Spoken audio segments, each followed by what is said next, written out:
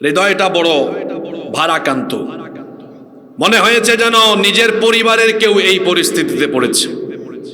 মনে হয়েছে হাদি আমার আপন ভাই। হৃদয়ে কি যে ব্যথা পেয়েছি, কি পরিমাণ রক্তক্ষরণ হচ্ছে, আমার মনে হয় আমার মতো আপনাদেরও হচ্ছে।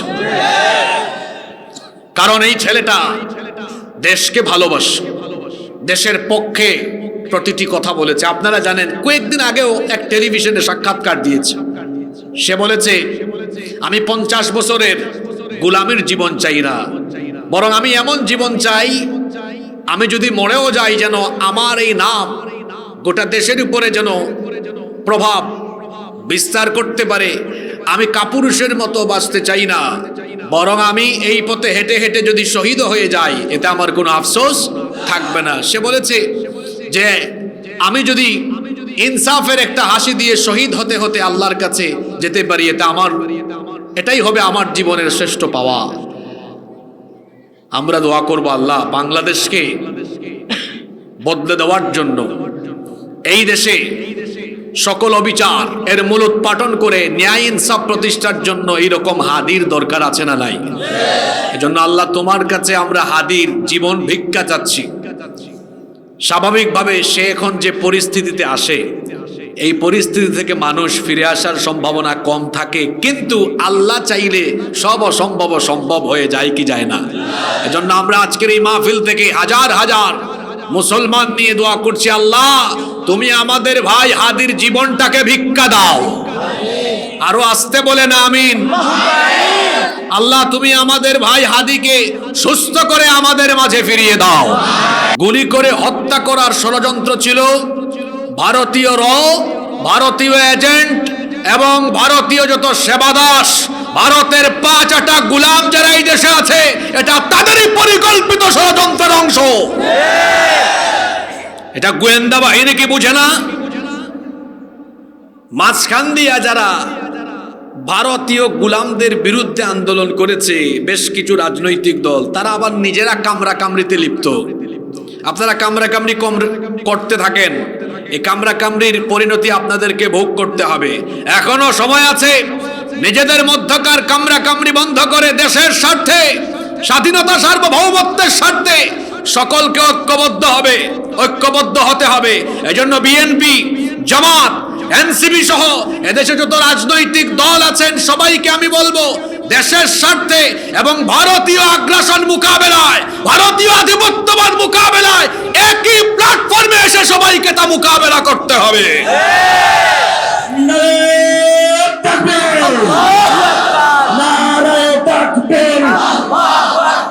ভারতের দালালেরা রয়ের দালালেরা নারায়ে তাকবীর। ভারতীয় এজেন্ট, ভারতীয় আর ভারতের 5-8 যত গোলামেরা এই দেশে আছে, দায়িত্বহীন ভাষায় আমরা তাদেরকে বলতে চাই, গুলির সামনে বুক পেতে দিয়ে শহীদ হতে তামান্না পোষণ করা জাতির এই শ্রেষ্ঠ সন্তানদেরকে গুলি করে বুলেট ছুঁড়ে থামিয়ে দেওয়া যাবে না। প্রয়োজনে রক্তের নদী প্রবাহিত হবে, তাও এই দেশে ভারতীয় আধিপত্যবাদ প্রতিষ্ঠা করতে দেওয়া হবে না, হবে না, হবে না। এই দেশে যত যুবকেরা আছে, প্রত্যেকটা যুবক এক একটা হাদির প্রতিচ্ছবি, ঠিক না বেঠিক? এখানে আমার সামনে যত যুবক তরুণ ছাত্র আছে, এরা প্রত্যেকেই এক একটা হাদি। 5 আগস্ট এরাই ঘটিয়েছে। সুতরাং এত এত হাদি, লক্ষ লক্ষ কোটি কোটি হাদি, এরা বেঁচে থাকতে এই দেশে ভারতীয় একটা এজেন্ডাকে বাস্তবায়ন করতে দেওয়া হবে না। ব্যথাতুর এবং ভারাক্রান্ত হৃদয় নিয়ে আপনাদের এই মাহফিলে উপস্থিত হয়েছি। আমাদের দেশে বর্তমানে পরিস্থিতি খুব একটা ভালো নয়। আপনারা জানেন, গতকাল জুমাবার, জুমার নামাজের পরে দেশের রাজধানী ঢাকা শহরে প্রকাশ্য দিবালোকে আমাদেরই এক ভাই ওসমান শরীফ হাদিকে যেভাবে দিনের আলোতে গুলি করা হলো, এ থেকে বোঝা যায় আমাদের দেশের আইন শৃঙ্খলা পরিস্থিতি খুব একটা ভালো নয়। আরো আশ্চর্যের ব্যাপার হলো 2 দিন অতিবাহিত হয়েছে, এই ঘটনা কারা ঘটালো, কে খুন করলো, আমাদের দেশের আইন শৃঙ্খলা বাহিনী এখনো এই তথ্য জাতির সামনে দিতে পারেনি। জনগণের ট্যাক্সের পয়সায় বেতন খেয়ে, রেশন পেয়ে যদি জনগণের সুরক্ষা এই বাহিনী দিতে না পারে, এই বাহিনী এইরকম দেশে দরকার আছে বলে আমি মনে করি না। অথর্ব, অযোগ্য, অপদার্থ স্বরাষ্ট্র উপদেষ্টা, যে কিনা তার বাহিনীকে বলার কথা দ্রুত অপরাধীকে শনাক্ত করবে, সেটা না বলে সে বরঞ্চ ঘোষণা দিয়েছে যে এই অপরাধীকে ধরিয়ে দিতে পারবে তাকে নাকি 50 লক্ষ টাকা পুরস্কার দেওয়া হবে। এখন আপনারা আমাকে বলেন তো, অপরাধী ধরা এটা কি আপনাদের জনগণের কাজ না আইন শৃঙ্খলা বাহিনীর কাজ? তো আইন শৃঙ্খলা বাহিনীর কাজ আমরা করলে এদেশে সিআইডি, ডিজিএফআই, এনএসআই, ডিবি, এই গোয়েন্দা বাহিনী, এই বাহিনীগুলো এদেশে কেন আছে? কেন আছে এরা? কেন দেশে এত গুম? কেন দেশে এত খুন? কেন দেশের ভেতরে এত উশৃঙ্খলা? এই বাহিনীর প্রধানদেরকে জনগণের সামনে অবশ্যই জবাবদিহি করতে হবে। আপনারা এই বাহিনীগুলো পরিচালনা করেন, এই বাহিনীগুলো থাকা সত্ত্বেও কি করে ঢাকার মতো শহরে প্রকাশ্য দিবালুকে একজন মানুষ এইভাবে করে তাকে কিভাবে গুলি করা হয়? আপনারা কি শরীফ ওসমান হাদিকে চিনেন? যেভাবে আওয়াজ দিলেন মনে হচ্ছে সোশ্যাল মিডিয়ার কল্যাণে আপনারা তাকে খুব ভালোই চেনেন। এই ভাইটার বুক মনে হয় পুরাটাই কলিজা দিয়ে ভরা। তার অনেকগুলো বক্তব্য আমি আজকেও শুনেছি, যেভাবে ভারতীয় আধিপত্যবাদ আর ভারতের আগ্রাসনের বিরুদ্ধে দিনের পর দিন সে কথা বলেছে। ওসমান হাদি কাদের টার্গেটের শিকার তা তার বক্তব্য, অ্যাক্টিভিটিজের মাধ্যমে বোঝা যায়। তাকে গুলি করে হত্যা করার ষড়যন্ত্র ছিল ভারতীয় ভারতীয় এজেন্ট এবং ভারতীয় যত সেবাদাস, ভারতের 5 গুলাম যারা এই দেশে আছে, এটা তাদেরই পরিকল্পিত ষড়যন্ত্রের অংশ। এটা গোয়েন্দা বাহিনী কি বুঝে না? মাঝখান দিয়া যারা ভারতীয় গুলামদের বিরুদ্ধে আন্দোলন করেছে বেশ কিছু রাজনৈতিক দল, তারা আবার নিজেরা কামরা কামড়িতে লিপ্ত। আপনারা কামরা কামড়ি করতে থাকেন, এই কামরা কামড়ির পরিণতি আপনাদেরকে ভোগ করতে হবে। এখনো সময় আছে, নিজেদের মধ্যকার কামরা কামড়ি বন্ধ করে দেশের স্বার্থে, স্বাধীনতা সার্বভৌমত্বের স্বার্থে সকলকে ঐক্যবদ্ধ হতে হবে। এজন্য বিএনপি, জামাত, এনসিপি সহ এদেশে যত রাজনৈতিক দল আছেন সবাইকে আমি বলবো, দেশের স্বার্থে এবং ভারতীয় আগ্রাসন মোকাবেলায়, ভারতীয় আধিপত্যবাদ মোকাবেলায় একই প্ল্যাটফর্মে এসে সবাইকে তা মোকাবেলা করতে হবে।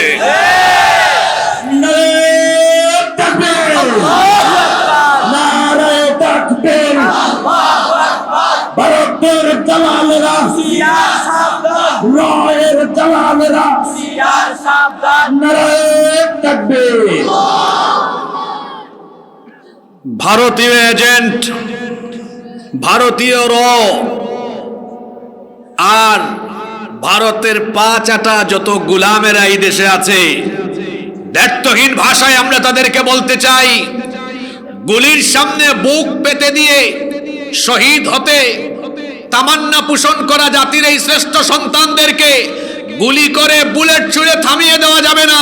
প্রয়োজনে রক্তের নদী প্রবাহিত হবে, তাও এই দেশে ভারতীয় আধিপত্যবাদ প্রতিষ্ঠা করতে দেওয়া হবে না, হবে না, হবে না। এই দেশে যত যুবকেরা আছে প্রত্যেকটা যুবক এক একটা হাদির প্রতিচ্ছবি, ঠিক না বেঠিক? এখানে আমার সামনে যত যুবক তরুণ ছাত্র আছে এরা প্রত্যেকেই এক একটা হাদি। 5 আগস্ট এরাই ঘটিয়েছে। সুতরাং এত এত হাদি, লক্ষ লক্ষ কোটি কোটি হাদি, এরা বেঁচে থাকতে এই দেশে ভারতীয় একটা এজেন্ডাকে বাস্তবায়ন করতে দেওয়া হবে না। গুলি, বুলেট, রকেট দিয়ে আমাদেরকে থামিয়ে দেওয়া যায়? এটা ভুল ভেবেছেন আপনি। আপনি কারে মৃত্যুর ভয় দেখান? আমাদের পূর্বপুরুষদের ইতিহাস হলো রক্তের নদী আর সাগর। রক্তের নদী আর সাগরে সাঁতার কেটে কেটে আমরা ন্যায় ইনসাফের পতাকা নিয়ে সামনে এগিয়েছি। আমাদের পূর্বপুরুষদের ইতিহাস হলো এমন, আমাদের চতুর্দিকে আমাদের ভাইয়েরা শহীদ হয়ে পড়ে গিয়েছে। আমরা থেমে যাইনি, আমরা থেমে যাইনি। আমাদেরকে কেউ থামাতে পারবে না। আমাদেরকে থামিয়ে দেওয়ার শক্তি একমাত্র আল্লাহ ছাড়া পৃথিবীতে আর কারো নয়। সুতরাং ভারতীয় গোলামদেরকে সাবধান করছি, এই দেশে আর কোনোদিন ভারতীয় আধিপত্যবাদ প্রতিষ্ঠা করতে দেওয়া হবে না। গতকাল থেকে জুমার নামাজের পরে যখন শুনেছি, হৃদয়টা বড় ভারাক্রান্ত। মনে হয়েছে যেন নিজের পরিবারের কেউ এই পরিস্থিতিতে পড়েছে। মনে হয়েছে হাদি আমার আপন ভাই। হৃদয়ে কি যে ব্যথা পেয়েছি, কি পরিমাণ রক্তক্ষরণ হচ্ছে। আমার মনে হয় আমার মতো আপনাদেরও হচ্ছে। কারণ এই ছেলেটা দেশকে ভালোবাসে, দেশের পক্ষে প্রতিটি কথা বলেছে। আপনারা জানেন, কয়েকদিন আগেও এক টেলিভিশনে সাক্ষাৎকার দিয়েছে। সে বলেছে, আমি 50 বছরের গোলামের জীবন চাই না, বরং আমি এমন জীবন চাই, আমি যদি মরেও যাই যেন আমার এই নাম গোটা দেশের উপরে যেন প্রভাব বিস্তার করতে পারে। আমি কাপুরুষের মতো বাঁচতে চাই না, বরং আমি এই পথে হেঁটে হেঁটে যদি শহীদ হয়ে যাই এতে আমার কোনো আফসোস থাকবে না। সে বলেছে যে আমি যদি ইনসাফের একটা হাসি দিয়ে শহীদ হতে হতে আল্লাহর কাছে যেতে পারি, এটাই হবে আমার জীবনের শ্রেষ্ঠ পাওয়া। আমরা দোয়া করব আল্লাহ বাংলাদেশকে বদলে দেওয়ার জন্য। এই দেশে সকল অবিচার এর মূলোৎপাটন করে ন্যায় ইনসাফ প্রতিষ্ঠার জন্য এইরকম হাদির দরকার আছে না নাই? এজন্য আল্লাহ তোমার কাছে আমরা হাদির জীবন ভিক্ষা চাচ্ছি। স্বাভাবিকভাবে সে এখন যে পরিস্থিতিতে আসে, এই পরিস্থিতি থেকে মানুষ ফিরে আসার সম্ভাবনা কম থাকে, কিন্তু আল্লাহ চাইলে সব অসম্ভব সম্ভব হয়ে যায় কি যায় না? এজন্য আমরা আজকের এই মাহফিল থেকে হাজার হাজার মুসলমান নিয়ে দোয়া করছি, আল্লাহ তুমি আমাদের ভাই হাদির জীবনটাকে ভিক্ষা দাও। আরো আসতে বলে না আমিন। আল্লাহ তুমি আমাদের ভাই হাদিকে সুস্থ করে আমাদের মাঝে ফিরিয়ে দাও। সরকারকে বলবো, আপনার এই অথর্ব অযোগ্য অপদার্থ উপদেষ্টা আর যে সকল বাহিনীগুলোর প্রধানদেরকে রেখেছেন, এদেরকে জবাবদিহিতার আওতায় নিয়ে আসেন। আল্লাহ তাআলা এই জাতিকে হেফাজত করেন সকল ষড়যন্ত্র চক্রান্ত থেকে। আল্লাহ আমার প্রিয় মাতৃভূমি সোনার বাংলাদেশকে আপনি হেফাজত করেন, আমরা বলি আমিন। সম্মানিত হাইমচরবাসী, গত বছরও আমি আপনাদের এই মাহফিলে এসেছিলাম, বেশ লম্বা সময় কথা বলেছিলাম। আপনারা বড় ভদ্র মানুষ, নীরবে নীরবে শেষ পর্যন্ত ছিলেন। আমার আশা আজকেও আপনারা থাকবেন ইনশাআল্লাহ। আমার আসতে একটু দেরি হলো, আমি ভুল করে রায়পুরের পথে ঢুকে গিয়েছি। আপনারা যারা নিয়মিত চলাফেরা করেন আপনারা তো জানেন রায়পুর থেকে আলগি বাজারের রাস্তার কি দশা। প্রায় 2 ঘন্টা চলে গেছে ওখানে। আমি যদি ফরিদগঞ্জ দিয়ে আসতাম, হয়তো আগে আসতাম, আমি ইনফরমেশনটা পাইনি। তো আপনারা কষ্ট করেছেন অনেক রাত পর্যন্ত, দুঃখ প্রকাশ করছি। আমি নিজেও শারীরিকভাবে কিছুটা অসুস্থ, গলায় কিছুটা সমস্যা। আল্লাহর কাছে তৌফিক কামনা করছি আমি যেন হেদায়াতের নিয়তে প্রতিটি কথা বলতে পারি, আমরা সবাই যেন শুনতে পারি, বলি আমিন। আমরা তাফসিরুল কোরআন মাহফিল, এটা কোরআনের মাহফিল। এই কোরআন আমাদের জন্য যিনি নাজিল করেছেন, সবাই বলেন তো তিনি কে? এই কোরআন আল্লাহ আমাদেরকে কেন দিয়েছেন? যাতে শুধু আমরা এটা তেলাওয়াত করি, যাতে শুধু আমরা এটা ব্যবসা প্রতিষ্ঠান উদ্বোধনের সময় একটু তেলাওয়াত করি, অথবা রমজান মাসে খতমে তারাবি, অথবা কোনো মানুষ মারা গেলে তার জন্য খতম দিয়ে দোয়া করি। এইসব কারণে বা ঝাড়ফুঁক তাবিজ লিখা এইসব কারণে কি আল্লাহ আমাদের জন্য কোরআন নাজিল করেছেন? জোরে বলতে হবে, এসব কারণে আল্লাহ নাজিল করেছেন না। তাহলে কোরআন আল্লাহ তাআলা কেন নাজিল করেছেন? কেন আল্লাহ তাআলা আমাদের জন্য কোরআন দিলেন? এটা আল্লাহ নিজেই বলেছেন। কোরআনুল কারীমের 14 নম্বর সূরা সূরাতু ইব্রাহিমের প্রথম আয়াতে আল্লাহ তাআলা বলছেন, কিতাবুন আনজালনাহু ইলাইকা লিতুখরিজান নাসা মিনায-যুলুমাতি ইলান-নূর।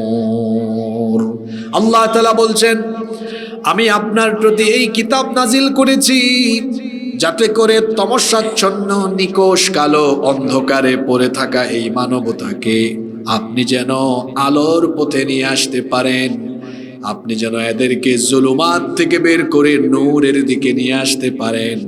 এই জন্য এই কোরআন যিনি নাজিল করেছেন তিনি কে?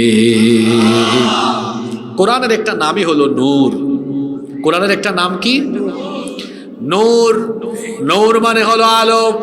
এজন্য রব্বুল আলামিন কোরআনুল কারীমের 4 নম্বর সূরা সূরাতুন নিসায়ের 174 নম্বর আয়াতে বললেন, ওয়া আনজালনা ইলাইকুম নূরাম মুবিনা।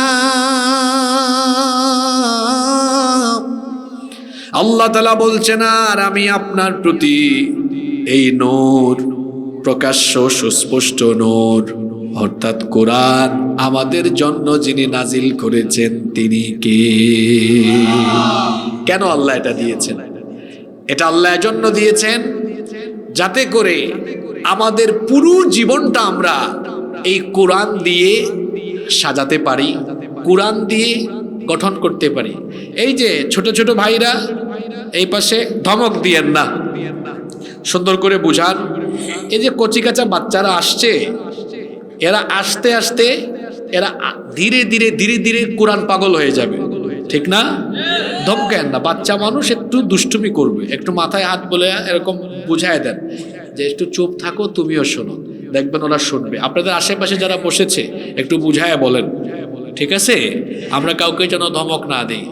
আমি বলছিলাম আল্লাহ তাআলা এই কিতাব নাজিল করেছেন আমাদের জীবনটাকে সাজানোর জন্য। আপনারা বলেন তো, কোরআন নাজিল হয়েছে মৃত মানুষের জন্য না জীবিত মানুষের জন্য? আমরা কি করেছি? এটাকে মরা মানুষের কিতাব বানিয়েছি। মারা গেলে কোরআন তার জন্য বেশি পড়া হয়, কিন্তু জীবিত থাকা অবস্থায় এই লোকটা কোরআন পড়ছে না, কোরআন বুঝতেছে না, কোরআন দিয়ে তার পরিবার, তার সমাজ, তার জীবনের সব কিছু পরিচালনা করছে না। তো যেই লোক জীবিত থাকা অবস্থায় কোরআন পড়ে কোরআনের মতো চললো না, মারা যাওয়ার পরে তার জন্য যতই তিলাওয়াত করেন কোনো ফায়দা আছে? কোনো ফায়দা নেই। কোরআন এসেছে জীবিত মানুষদের জন্য, আমরা যেন কোরআন দিয়ে জীবন সাজাই, কোরআন দিয়েই যেন আমাদের জীবনের সব কিছুকে আমরা গড়ে তুলি, কোরআনের আলোকেই যেন সাজাই। এজন্য আল্লাহ তাআলা এই কোরআন দিয়েছেন। আল্লাহর নবীর কাছে এই কোরআন যখন নাজিল হলো, মক্কাতুল মুকাররমায় এই কোরআন নাজিল হলো। এরপরে 13টি বছর আল্লাহর নবী কোরআনের দাওয়াত মক্কার চতুর্দিকে দিয়েছেন। বেশিরভাগ লোক নবীজিকে ঠাট্টা, উপহাস, গালিগালাজ, এমনকি শেষ পর্যন্ত জুলুম নির্যাতন করলো। আল্লাহর নবী ধৈর্য ধরে ধরে 13টি বছর দাওয়াতি কাজ করেছেন, সাহাবীদেরকে নিয়ে তিনি দাওয়াতি কাজ করেছেন। নবীজি নির্যাতিত হয়েছেন, সাহাবীরাও নির্যাতিত হয়েছেন। বহু কষ্ট করে 13 বছর মানুষ তৈরি করেছেন। এরপরে কাফিরদের ষড়যন্ত্রের কারণে একটা সময় তিনি মক্কা থেকে হিজরত করে মদিনায় চলে গেলেন। মদিনায় যাওয়ার পরে সেখানে আল্লাহর নবী আল্লাহর কিতাবকে সংবিধান বানিয়ে একটি সুন্দর আলোকিত রাষ্ট্র গঠন করলেন এবং আল্লাহর নবী তার ওফাতের আগ পর্যন্ত এই কোরআন দিয়ে মদিনার রাষ্ট্রকে সুন্দরভাবে পরিচালনা করলেন। সুবহানাল্লাহ পড়বেন না? তাহলে আল্লাহর নবী মক্কায় ছিলেন 13 বছর। কথা বুঝে থাকলে বলেন, মক্কায় ছিলেন কত বছর? মদিনায় ছিলেন কত বছর? 10 বছর। বলেন না কত বছর? 10 বছর।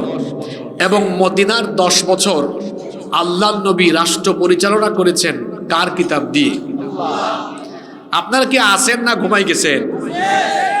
তোমারও গেছে নাকি? হ্যাঁ?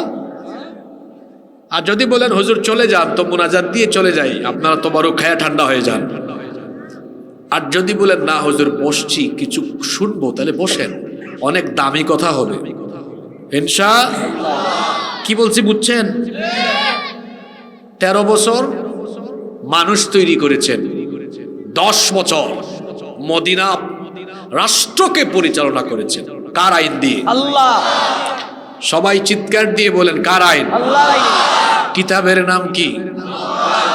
তাহলে বোঝা গেল কোরআন যেমন সওয়াবের উদ্দেশ্যে তেলাওয়াত হয়, কোরআন যেমন সওয়াবের উদ্দেশ্যে তেলাওয়াত হয়, ঠিক তেমনি ভাবে এই একই কোরআন দিয়ে রাষ্ট্র পরিচালনা করলে গোটা রাষ্ট্রের ভেতরে যিনি বরকত দিয়ে ভরপুর করে দেন, জোরে বলেন তো তিনি কে? আল্লাহর নবী কোরআন দিয়ে রাষ্ট্র চালিয়ে গেলেন। আজকে পৃথিবীতে 200 কোটি মুসলমান বসবাস করছে, কিন্তু পৃথিবীতে বর্তমানে মুসলমানদের শক্তি বেশি না কাফিরদের শক্তি বেশি?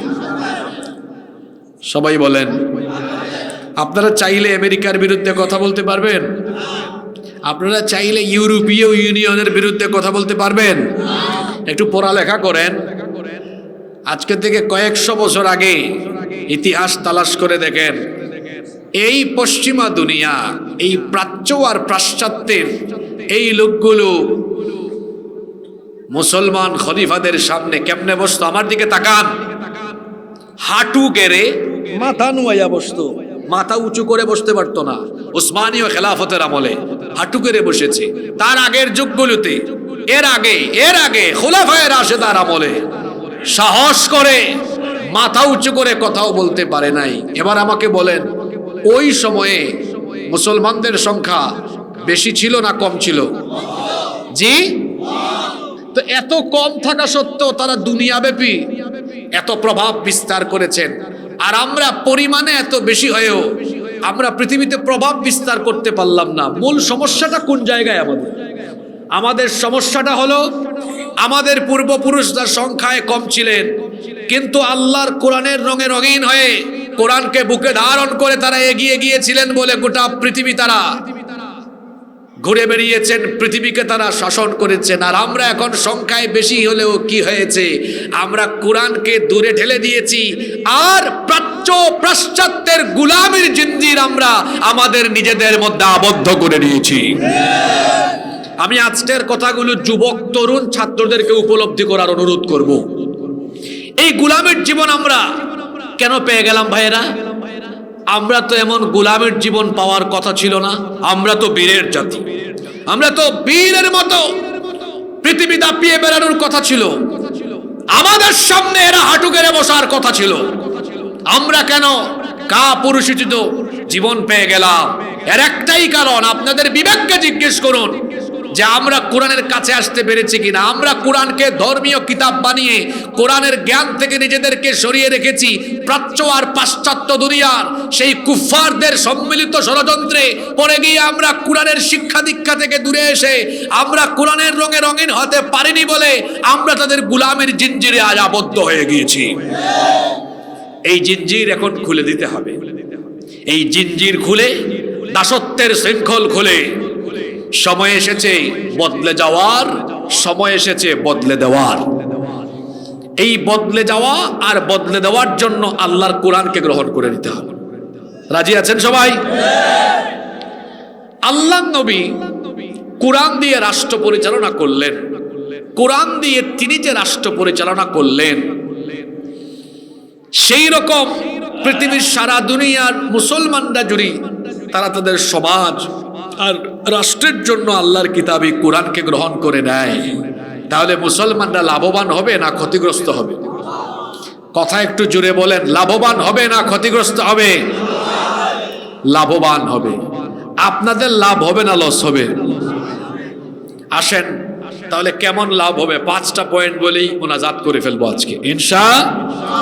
1 নাম্বার, সবাই বলেন তো আমাদের দেশের সব মানুষ খেয়ে দেয়ে সচ্ছল হয়ে জীবনযাপন করুক, এটা আপনারা সবাই চান কি চান না? আপনাদের আশেপাশের বাচ্চারা যারা কথা বলতেছে বন্ধ করায় দেন। আমি যে 5টা পয়েন্ট বলবো এগুলো আপনি সচরাচর সব মাহফিলে গিয়ে শুনবেন না। এমন এমন 5টা কথা বলে আজকে চলে যাব। কয়টা কথা বলবো? এই 5টা জিনিস নিয়ে আজকে বাড়ি যান, বেশি কথা লাগবে না, কিন্তু একটু পরিবেশ তৈরি করে দেন। আপনাদের দেশে না খেয়ে থাকা মানুষ আছে না নাই? রাস্তায় ডাস্টবিন থেকে খাবার এখনো কুড়ে খায়, এরকম মানুষ আপনাদের দেশে আছে না নাই? 3 বেলার মধ্যে 1 বেলা খাইতে পারে না, এরকম ক্ষুধার্ত, অনাহারী, অসচ্ছল পরিবার আছে, বেকার আছে, দারিদ্রতা আমাদের দেশে আছে না নাই? আমরা যদি আমাদের দিকে তাকান, এখানে যত দল মতের মানুষ আছেন আপনারা শুনেন, যে বক্তা দলীয় দৃষ্টিভঙ্গি মাথায় রেখে বক্তব্য দেয়, এই বক্তার বক্তব্যে মানুষ হেদায়াত হয় না। যে শ্রোতা দলীয় দৃষ্টিভঙ্গি মাথায় রেখে বক্তব্য শুনে সেও হেদায়াত পায় না। কথাটা বুঝছেন? এখানে বহু দলমতের মানুষ আমার সামনে আছে। আমি আপনাদেরকে একটা কথা বলি, কোরআন কোনো দলের না, কোরআন আমাদের সবার। কোরআন কি সবার না? কোরআন আমাদের সবার। এজন্য দলীয় দৃষ্টিভঙ্গি নিয়ে কোনোদিন কোরআন শুনবেন না। এখানে যারা বিএনপি করেন, এখন বিএনপির মাইন্ডে কোরআন শুনিয়েন না। যারা জামাত করেন, জামাতের মানসিকতা নিয়ে কোরআন শুনিয়েন না। যারা এনসিপি করেন, চরমুনাই করেন, সারসিনা করেন, ফুরফুরা করেন, কিংবা অন্যান্য পীরমা শায়েখদের মাসলাক অনুসরণ করেন, সকলকে বলবো কোরআন এই মুহূর্তে শুনবো আমরা কেবলমাত্র হেদায়াতের নিয়তে। পারবো? ওকে, দেখেন আমি এই শেষ পর্যন্ত কিভাবে কথা বলি, কোন দলের পক্ষে, ব্যক্তির পক্ষে একটা কথাও হবে না, সবগুলো কথা হবে একমাত্র আল্লাহর সন্তুষ্টির জন্য। ঠিক আছে কথা? আমি আপনাদেরকে একটা প্রশ্ন করেছিলাম, আপনাদের দেশে ক্ষুধার্ত, অনাহারী, অসচ্ছল, গরিব, দরিদ্র মানুষ আছে না নাই? আল্লাহর কিতাবকে যদি আপনারা দল মত নির্বিশেষে সবাই যদি গ্রহণ করেন, একেবারে বিএনপি, জামাত, এনসিপি সব দল, অর্থাৎ আমরা যারা মুসলমান আছি আমরা সবাই যদি দলমত ভুলে গিয়ে আল্লাহর কোরআনের আইনকে গ্রহণ করি, আমাদের একটা ফায়দা হবে। প্রথম ফায়দাটা হলো আমাদের সমাজে একটা না খাওয়া, ক্ষুধার্ত, অনাহারী, দরিদ্র, অসচ্ছল কোনো মানুষ থাকবে না। সব মানুষেরা সচ্ছল এবং সব মানুষেরা ক্ষুধামুক্ত হয়ে যাবে। সুবহানাল্লাহ পড়েন। কেমনে হবে আমি এটা আপনাদেরকে বুঝাই দিব। অর্থনৈতিক মুক্তির জন্য আমার আল্লাহ একটা চমৎকার ফর্মুলা দিয়েছেন, যেই ফর্মুলার নাম হলো যাকাতের ফর্মুলা। আল্লাহ বলছেন, তোমরা যারা মোমেন হয়ে তোমরা যদি আমার দেওয়া আইন গ্রহণ করে নাও, তাহলে তোমরা যদি জনপদ চালাও, 4টা কাজ করো, বরকত আমি তোমাদেরকে দান করে দিব। সুবহানাল্লাহ। সেই 4টা কাজ কি? আমার আল্লাহ আপনাদের সবাইকেই বলছেন, এটা কোনো দল মতের মানুষকে নয়, আমার আল্লাহ আপনাদের সবাইকেই এই কথাটা বললেন। আল্লাহ তাআলা কত সুন্দর করে বললেন, আল্লাযীনা ইম্মাক্কান্নাহুম ফিল আরদি আকামুস সালাতা ওয়া আতাউয যাকাতা ওয়া আমারু বিল মা'রুফি ওয়া নাহাউ আনিল মুনকার ওয়ালিল্লাহি আকিবাতুল উমুর। আল্লাহ তাআলা বলছেন, আর আমি যদি সেই সকল মুমিনদেরকে জনপদ পরিচালনার দায়িত্ব দিই, তারা যেন 4টা কাজ করে। 1 নম্বরে তারা যেন নামাজ কায়েম করে। 2 নম্বরে আল্লাহ বললেন যাকাত যেন আদায় করে। দেখবেন কোরআনের যত জায়গায় আল্লাহ নামাজের কথা বলেছেন, ঠিক তত জায়গায় আল্লাহ যাকাতের কথা বলেছেন। নামাজের মাধ্যমে মানুষের আত্মার খোরাক মিলে, নামাজের মাধ্যমে মানুষের আত্মা পরিশুদ্ধ হয়, নফস পরিশুদ্ধ হয়। যাকাতের মাধ্যমে নফসের পাশাপাশি সমাজ এবং রাষ্ট্র একেবারে পরিশুদ্ধ হয়ে যায়। কিন্তু একটা দুঃখের বিষয় কি জানেন, আমাদের দেশের বেশিরভাগ মানুষ যাকাত মানে মনে করে, যাকাতের মানেই মনে করে শাড়ি লুঙ্গি বিতরণ করা, অথবা গরিব মানুষদেরকে ডেকে এনে 200 400 500 টাকা দিয়ে গরিবদের সাথে তামাশা করা। যারা যাকাতের নামে শাড়ি লুঙ্গি বিতরণ করে গরিবদেরকে ডেকে এনে 200 400 500 টাকা দিয়ে দেয়, এরা যাকাতের নামে গরিবের সাথে তামাশা করে এবং এদের যাকাত আদায় হয় না। এরা যাকাতের কনসেপ্ট বুঝে নাই। সবাই খেয়াল করে শুনেন, যাকাতের এই কনসেপ্ট আল্লাহ কেন দিলেন?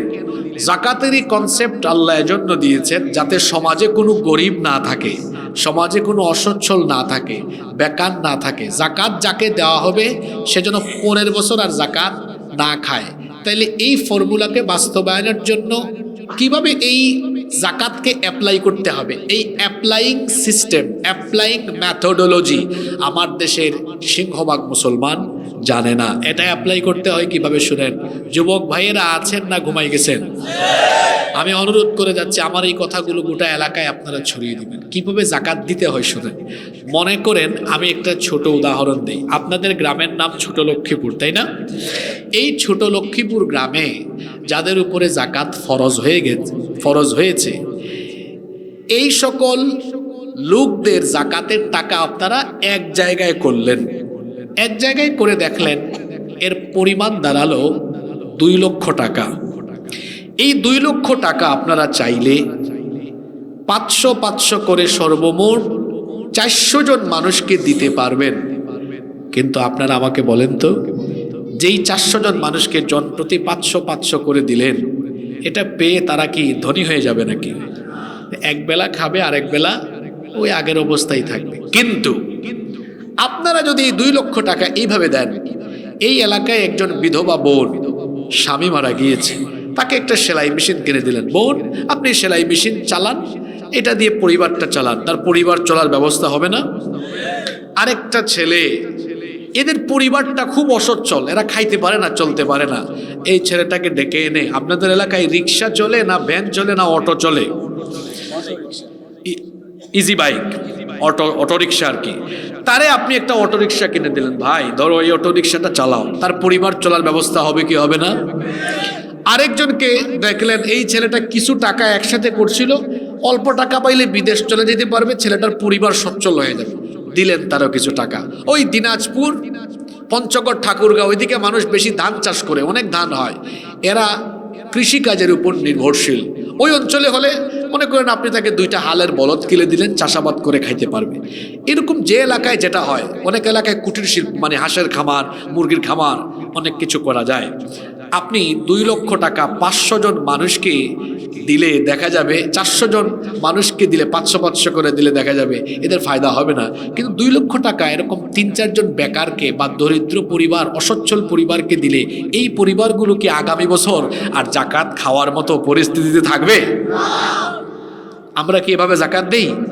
এবার আসেন, এটা তো আপনাদের গ্রাম দিয়ে যাকাতের উদাহরণ দিলাম।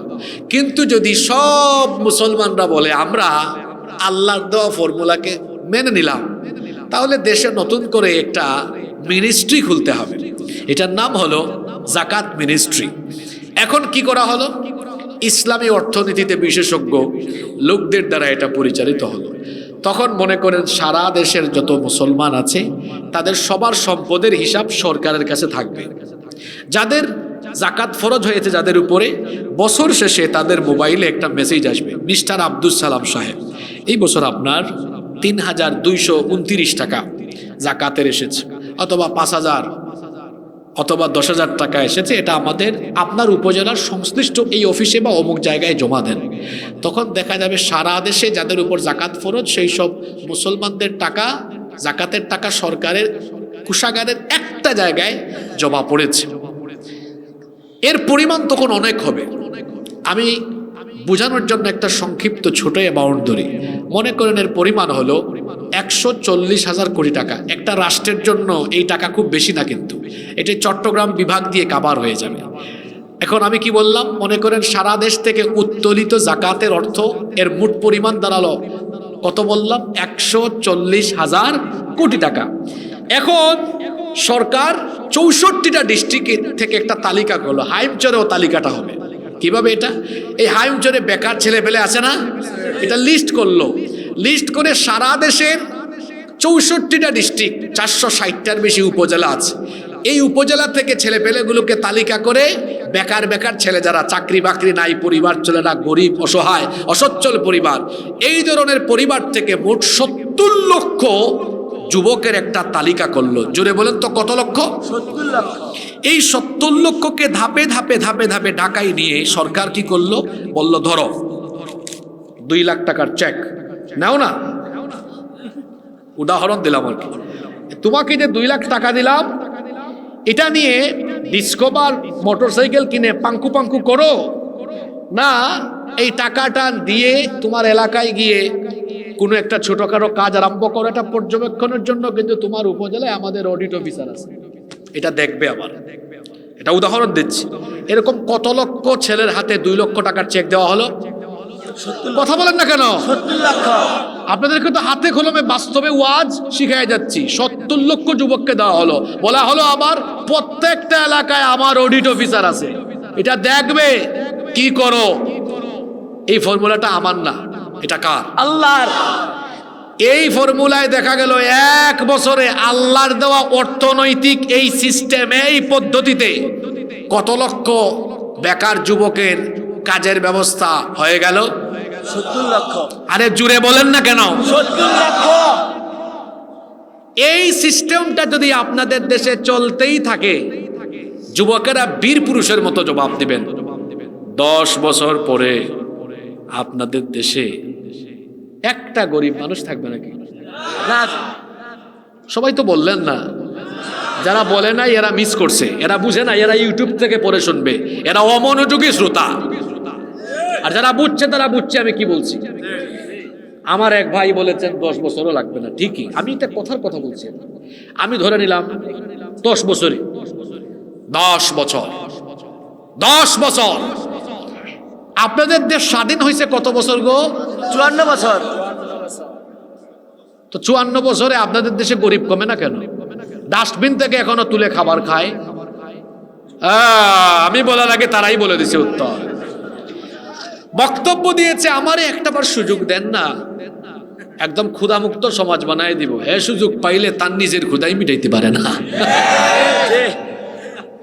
বলেন যুবকেরা, ছাত্র ভাইয়েরা বলেন, 54 বছরে আপনার দেশে দারিদ্রতা কমলো না কেন?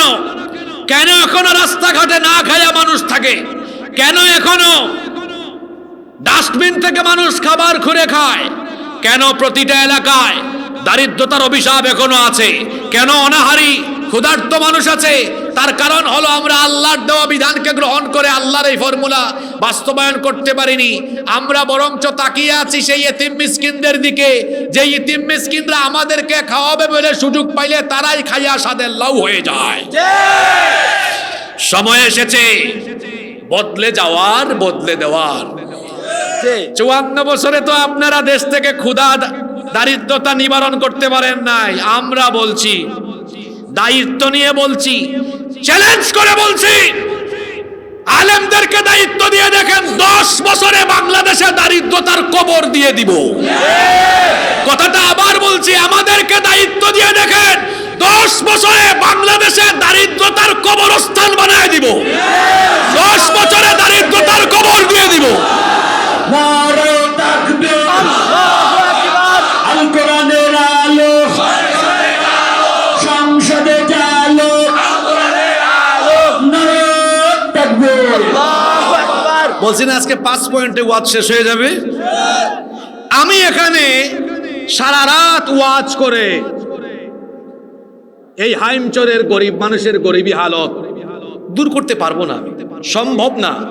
হৃদয়ের খোরাক মেটাতে পারবো, কিন্তু আপনি যদি আমাকে বলেন আপনি আল্লাহর দোয়া ফর্মুলায়, আপনার না আল্লাহর দোয়া ফর্মুলায় হাইমচর থেকে কিভাবে দারিদ্রতা দূর করা যায় এটার ফর্মুলা দেন, কাজে মানুষ লাগায় দেন, এটাতে কাজ বেশি হবে।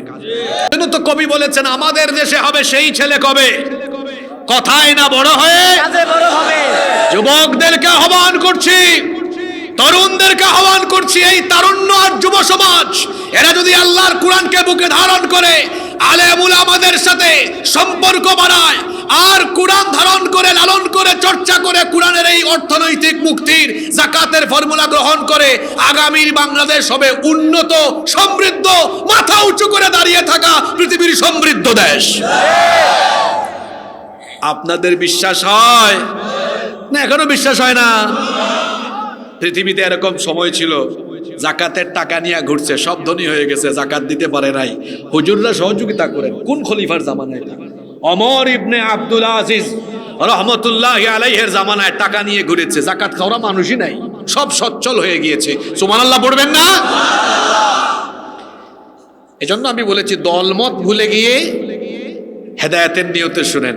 তাহলে বলেন তো আমাদের অর্থনৈতিক মুক্তির জন্য, পেটের ক্ষুধা নিবারণের জন্য, দারিদ্রতার কবর দেওয়ার জন্য, সচ্ছল স্বনির্ভর বাংলাদেশ পাওয়ার জন্য আসলে সুদ ভিত্তিক মানুষের দেওয়া ফর্মুলা ভালো না আল্লাহর দেওয়া যাকাতের ফর্মুলা ভালো? আল্লাহর দেওয়া যাকাতের ফর্মুলা। কার দেওয়া কার দেওয়া কার দেওয়া কার দেওয়া? আল্লাহর দেওয়া। একটা পয়েন্ট চলে গেছে। যারা অমনোযোগী হইয়া বাদাম খাইয়া মিস করছেন তারা বাকি 4টাতে মনোযোগী থাকিয়েন। বলছি না এমন ওয়াজ শুনবেন সচরাচর সব জায়গায়, এগুলা শুনবেন না আপনি। আর 4টা বাকি আছে, তারপর প্রধান অতিথি আসবেন। প্রধান অতিথি আবার কে? হ্যাঁ, বুঝে ফেলছে। ঠিক আছে। 2 নম্বর, আপনারা যদি আল্লাহর দেওয়া এই বিধান কোরআনের আইনকে গ্রহণ করে দেন তাহলে আপনাদের দেশে আর কেউ অবিচার করতে পারবে না। আপনারা শুনতেছেন? অবিচার করতে, ন্যায় বিচার থেকে কেউ বঞ্চিত, কারণ আমার আল্লাহর এই কিতাবের ভেতরে আছে ন্যায় বিচারের ফর্মুলা। এই কিতাবের ভেতরে আল্লাহ যত বিধান দিয়েছেন, আইন দিয়েছেন, সেটা হোক না ফৌজদারি, হোক না দেওয়ানি, এমন এমন বিধান আমার আল্লাহ দিয়েছেন। আপনারা যদি এই বিধানগুলোকে মেনে নিয়ে সমাজের মধ্যে অ্যাপ্লাই করা আরম্ভ করেন, দেখা যাবে সমাজে যত অনাচার ও বিচার, জুলুম, অন্যায়, চুরি, ডাকাতি, ছিনতাই, রাহাজানি, ধর্ষণ, লুটপাট, যত রকমের পাপ আছে, যত রকমের অন্যায় আছে, অবিচার আছে, অনাচার আছে, সব অনাচার দূরীভূত হয়ে যাবে। কারণ আমার আল্লাহর এই কিতাবের ভেতরে আল্লাহ আদেশ করেছেন আমার দেওয়া এই আইনের ভিত্তিতে ন্যায় বিচার কায়েম করো। কিতাবের এই আইন গ্রহণ করে নেই, কোথাও কোনো অনাচার ও বিচার থাকবে না। তার কারণ হলো আমার আল্লাহ এই কিতাবের ভেতরে তার আইন দিয়ে ন্যায় বিচার প্রতিষ্ঠার হুকুম করেছেন। এজন্য রব্বুল আলামিন কোরআনে কারীমের 4 নম্বর সূরা সূরাতুন নিসায়ের 58 নম্বর আয়াতে বললেন, ওয়া ইযা হাকামতুম বাইনান নাসি আন তাহকুমু বিল আদল। ও নবী, আর আপনি যখন মানুষের মধ্যে বিচার ফয়সালা করবেন তখন আমার দেওয়া আইনের ভিত্তিতে আপনি মানুষের মধ্যে ন্যায় বিচার করবেন। কোরআন দিয়ে বিচার ফয়সালা হলে সেইখানে বিচারের নামে কোনো অবিচার হয়? বিচারের নামে কোনো অবিচার হয় না, সেখানে বিচারের নামে প্রহসন হয় না। কারণ কোরআনের বিচার বড় সুন্দর, সেখানে কোনো স্বজনপ্রীতি নাই, সেখানে কোনো ধরনের অন্যায়ের আশ্রয় নেওয়ার সুযোগ নাই। কোরআনের বিচার কেমন দেখেন, একটা ঘটনা আমার মনে পড়লো, ঘটনাটা বলবো? ঘটনাটা ভালো করে শোনেন। আল্লাহ নবীর আদালতে একবার মাখজুমিয়া গোত্রের কুরাইশি একজন সম্ভ্রান্ত নারীকে আনা হলো। এই মহিলার ব্যাপারে অভিযোগ ছিল, এই মহিলা চুরির অপরাধে ধরা পড়েছেন। এবার চুরির অপরাধে যখন এই মহিলাকে আদালতে তোলা হলো, সাহাবায়ে কেরাম পরস্পর পরামর্শে বসে গিয়েছেন। এই নারী একজন সম্ভ্রান্ত পরিবার, সম্ভ্রান্ত বংশের নারী। সাহাবীরা চিন্তা ভাবনা করছেন, যদি আল্লাহর নবী বিচার করতে গিয়ে রায় আল্লাহর কোরআন থেকে দিয়ে দেন, তো কোরআনের রায় হলো চোর যদি প্রমাণিত হয়ে যায় তার হাত কেটে দিতে হবে। যদি এই রায় আল্লাহর নবী দিয়ে দেন, ওই বংশের, ওই পরিবারের, ওই গোষ্ঠীর কোনো মান সম্মান থাকবে না। এই জন্য সাহাবীরা পরস্পর পরামর্শ করে উসামা ইবনে যায়েদ রাদিয়াল্লাহু আনহুকে নবীজির দরবারে পাঠালেন সুপারিশ নিয়ে যাওয়ার জন্য। তিনি গিয়ে বললেন, ইয়া রাসূলুল্লাহ, আমরা বলি সাল্লাল্লাহু আলাইহি ওয়াসাল্লাম, এটা বড় নামি দামি বংশের মহিলা, রায় দিতে গিয়ে রায়টা একটু হালকা করে দিয়ে দিন, যাতে ওই বংশের মান সম্মান বেঁচে যায়। আল্লাহর নবী সঙ্গে সঙ্গে সাহাবীদেরকে ডেকে বললেন, আমার সাহাবীরা, কি করে তোমরা আল্লাহর দেওয়া বিধানের বিরুদ্ধে, আল্লাহর দেওয়া বিধানের বিরুদ্ধে, আল্লাহর দেওয়া আইনের বিপরীতে তোমরা দাঁড়িয়ে কি করে এমন দুঃসাহস দেখাতে পারলে? ও আমার সাহাবীরা শোনো, আজকে আদালতের কাঠগড়ায় যদি এই নামি দামি সম্ভ্রান্ত বংশের নারী না হয়ে আমার নিজের কলিজার টুকরা মেয়ে ফাতেমাও হতো, অপরাধ প্রমাণ হয়ে গেলে আমি হাত কাটার রায় দিয়ে দায়িত্ব জল্লাদকে না দিয়ে আমার নিজের মেয়ের হাত আমি নিজেই কেটে ফেলে দিতাম। আল্লাহু আকবার। এটাকে বলে ন্যায় বিচার, কারণ সেখানে বিচার হয়েছে কোরআন দিয়ে। জোরে বলেন, বিচার হয়েছে কি দিয়ে? কোরআন দিয়ে বিচার হলে সেখানে বেইনসাফি হয় না, সেখানে বিচারের নামে প্রহসন হয় না, সেখানে মানুষের অধিকার ক্ষুণ্ণ হয় না। আচ্ছা আপনারা বলেন তো, আপনাদের দেশের আদালতে বিচার হয় আল্লাহর আইনে না মানুষের আইনে?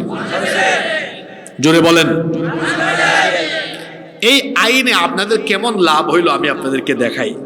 এই যে 54 বছর ধরে বাংলাদেশে নারী নির্যাতন, নিপীড়ন, ধর্ষণ, এটা বেড়েছে না কমেছে?